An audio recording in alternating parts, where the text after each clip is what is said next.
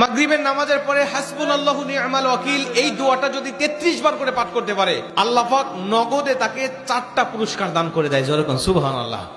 এবং এই পুরস্কারগুলো আপনি নিজের চোখে দেখতে পারবেন যে হাসবুনাল্লাহু নি'মাল ওয়াকিল এই দোয়াটা পাঠ করার কারণে আল্লাহ পাক আপনাকে কি কি বেনিফিট দান করেছে। এক নম্বরে আল্লাহ পাক আপনার দুশ্চিন্তা, আপনার টেনশন আল্লাহ পাক দূর করে দিবে।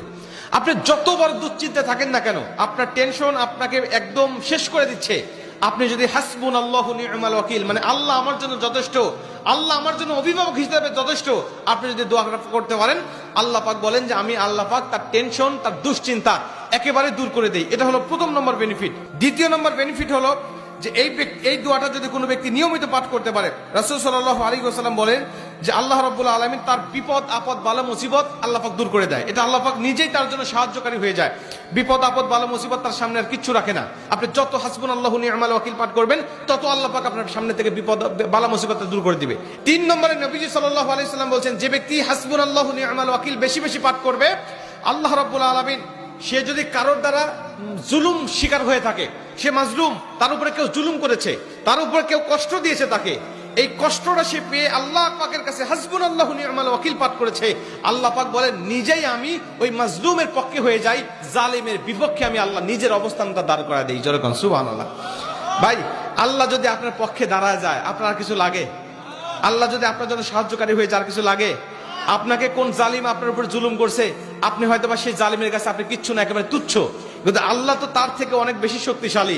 আল্লাহ পাক বলে যে আমি তখন ওই মাজলুমের পক্ষে দাঁড়া যাই, ওই জালিমের বিপক্ষে দাঁড়া যাই, আমি আল্লাহ আমার নিজের মতো করে আমি তখন বিচারটা শুরু করে দেই। জোরে কোন সুবহানাল্লাহ।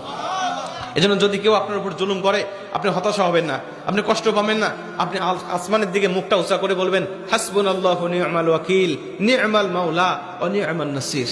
আপনি এই দোয়াটুকু শুধু পাঠ করবেন, দেখবেন যে আল্লাহ পাক আপনার সব হতাশা, সব দুশ্চিন্তা, সব টেনশন আল্লাহ পাক মুহূর্তের মধ্যেই আল্লাহ পাক আপনার দূর করে দিয়েছে। জোরে কোন সুবহানাল্লাহ।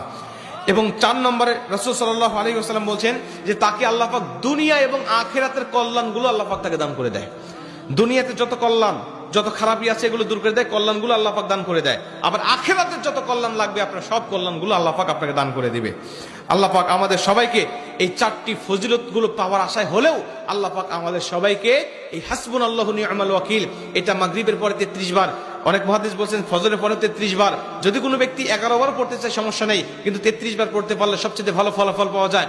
আপনারা অধিকাংশ 33-এর অধিক পড়লেও কোনো সমস্যা নেই।